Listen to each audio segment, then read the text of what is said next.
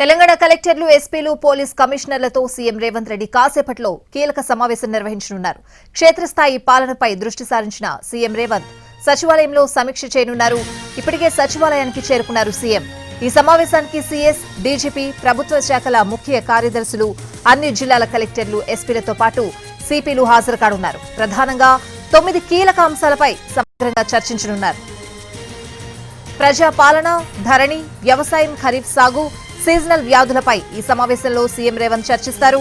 వీటితో పాటు శాంతి భద్రతల నిర్వహణ, యాంటీ డ్రగ్స్ క్యాంపెయిన్, వన మహోత్సవం, విద్యా, మహిళా శక్తిపైన చర్చించనున్నారు.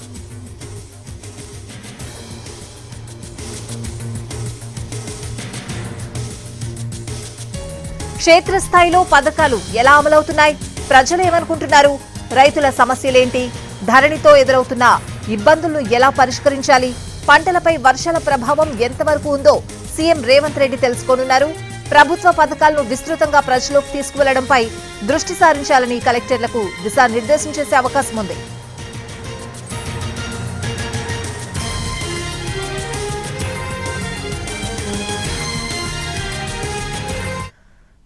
తెలంగాణ కలెక్టర్లు, ఎస్పీలు, పోలీస్ కమిషనర్లతో సీఎం రేవంత్ రెడ్డి కాసేపట్లో కీలక సమావేశం నిర్వహించబోతున్నారు. ఇప్పటికే సచివాలయానికి చేరుకున్నారు సీఎం రేవంత్ రెడ్డి. పూర్తి అప్డేట్స్ అడిగి తెలుసుకుందాం. మా ప్రతినిధి సుధీర్ సచివాలయం నుంచి లైవ్ లో సిద్ధంగా ఉన్నారు. సుధీర్, మరికాసేపట్లోనే ముఖ్యమంత్రి రేవంత్ రెడ్డి అధ్యక్షతన జిల్లా కలెక్టర్లు, ఎస్పీలు, సిపిల సమావేశం జరుగుతుంది. ముఖ్యంగా 9 అంశాలను ప్రధాన ఎజెండాగా చేర్చడం జరిగింది. ప్రజాపాలన, లా అండ్ ఆర్డర్, అదేవిధంగా వైద్యం, ఆరోగ్యం, వన మహోత్సవం, మహిళా శక్తికి సంబంధించి కూడా ఇందులో చర్చించే అవకాశాలు అయితే కనిపిస్తున్నాయి. వీటితో పాటుగా అత్యంత కీలకంగా ఉంది ధరణి సమస్య. ధరణి అనేది గత ప్రభుత్వం తీసుకొచ్చిన పథకం. అది వెబ్సైట్. ధరణికి సంబంధించి చూసుకున్నట్లయితే రాష్ట్ర వ్యాప్తంగా కొన్ని లక్షల మంది కూడా ధరణి వల్ల ఇబ్బందులు పడ్డారని చెప్పేసి ఈ ప్రభుత్వం అధికారంలో రాకముందు హామీలు ఇవ్వడం జరిగింది. ఖచ్చితంగా మేము అధికారంలోకి వస్తే ధరణిని తీసివేస్తాము, దాని ప్లేస్ లో భూమాత అనే పోర్టల్ ని తీసుకొస్తామని చెప్పేసి చెప్పారు. కానీ ఇప్పటి వరకు అందుకు సంబంధించిన ప్రక్రియ అయితే ప్రారంభమైన పరిస్థితి కనిపించట్లేదు. ఉన్న ధరణికే రిపేర్లు చేసే ప్రయత్నం అయితే చేస్తున్నారు. అందులో ఉన్న మాడ్యూల్స్ మార్చే ప్రయత్నం అయితే చేస్తున్నారు. కానీ ఇంకా సమస్య పూర్తిగా సమస్య పోలేదని చెప్పేసి తెలుస్తుంది. రాష్ట్ర వ్యాప్తంగా చాలా మంది రైతులు కావచ్చు, సామాన్య ప్రజలు తీవ్ర ఇబ్బందులు అయితే ఎదుర్కొంటున్నారు. భూములకు సంబంధించి, అదేవిధంగా వివిధ స్థలాలకు సంబంధించి కూడా పెద్ద ఎత్తున దాంట్లో ఆరోపణలు అయితే వస్తున్నాయి. ధరణిని ఎట్టి పరిస్థితుల్లో మార్చాలని చెప్పేసి అయితే ఇప్పటికే ప్రభుత్వం ధరణి మీద ఒక కమిటీని కూడా 5 సభ్యులతో ఒక కమిటీని కూడా వేయడం జరిగింది. ఇప్పటికీ దాదాపు 10 నుంచి 15 సార్లు కూడా కమిటీ సమావేశమైంది.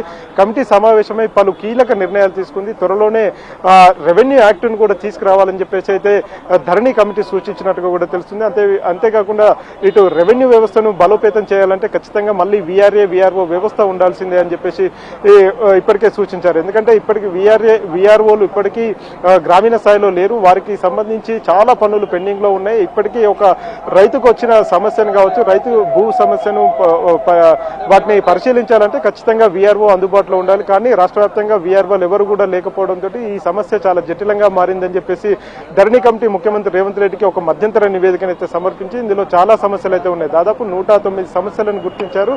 అంతేకాకుండా మాడ్యూల్స్ ను కూడా మార్చాలని చెప్పేసి పదే రిక్వెస్ట్ చేస్తే ప్రస్తుతం 1-2 మాడ్యూల్స్ మాత్రం మాడిఫై చేసి వాటిని అందుబాటులో తీసుకురావడం జరిగింది. మరొక వైపు విద్యా, వైద్యానికి సంబంధించి చూసుకున్నట్లయితే ప్రస్తుతం సీజనల్ వ్యాధులు విజృంభిస్తున్నాయి.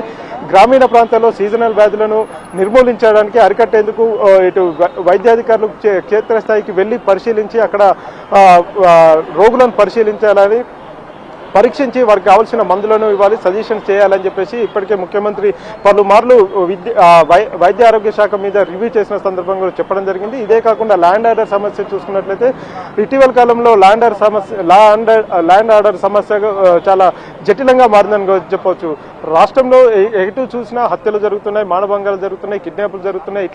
ఇట్లాంటి విషయాలను ఉపేక్షించేది లేదని చెప్పేసి ముఖ్యమంత్రి స్పష్టం చేశారు. ఈ నేపథ్యంలోనే 33 జిల్లాలకు సంబంధించిన కలెక్టర్లు, 33 జిల్లాల ఎస్పీలతో పాటుగా ఆయా కమిషనరేట్లకు సంబంధించిన కమిషనర్లు కూడా రాబోతున్నారు. వారికి కీలకమైన ఆదేశాలు జారీ చేసే అవకాశాలు అయితే కనిపిస్తున్నాయి. మరొకవైపు డ్రగ్స్ మీద కూడా ప్రత్యేకంగా దృష్టి సారించిన పరిస్థితి కనిపిస్తుంది. ఇటీవల కాలంలో 2 రాష్ట్రాలకు సంబంధించిన ముఖ్యమంత్రుల సమావేశంలో కూడా డ్రగ్స్ కు సంబంధించి డ్రగ్స్ నిర్మూలనకు సంబంధించి ఒక కమిటీ వేయాలని చెప్పేసి కూడా భావిస్తున్నారు. ఎందుకంటే ఇతర రాష్ట్రాల నుంచి కావచ్చు, ఇతర దేశాల నుంచి పెద్ద ఎత్తున డ్రగ్స్ అయితే హైదరాబాద్ కు చేరుకుంటున్నాయి. హైదరాబాద్ నుంచి ఇటు ఏపీకి కూడా తరలి వెళ్తున్నాయని చెప్పేసి 2 రాష్ట్రాల ముఖ్యమంత్రులు ఆందోళన వ్యక్తం చేస్తారు. గ్రామీణ ప్రాంతాల్లో కావచ్చు, ఇటు స్కూల్స్ అంటే ప్రైవేట్ స్కూల్స్ కావచ్చు, గవర్నమెంట్ స్కూల్స్ కావచ్చు, కార్పొరేట్ స్కూల్స్ కావచ్చు, ఈ స్కూళ్లలో డ్రగ్స్ వినియోగం పెరిగిందని చెప్పేసి ఇటు అధికారుల దృష్టికి వచ్చింది. దీన్ని ఎట్టి పరిస్థితుల్లో ఉపేక్షించేది లేదని చెప్పేసి చెప్తూనే ఈ రోజు ఉదయం నుంచి మధ్యాహ్నం వరకు కూడా ఈ సమావేశం సుదీర్ఘంగా జరుగుతూనే ఉంటుంది. ఇందుకు సంబంధించి ప్రజాపాలనకు సంబంధించి కొన్ని సూచనలు సలహాలను ఇచ్చే అవకాశం అయితే కనిపిస్తుంది. కొంత మార్గనిర్దేశం కూడా చేసే అవకాశాలు అయితే కనిపిస్తున్నాయి. Right Sudheer, thanks for the updates.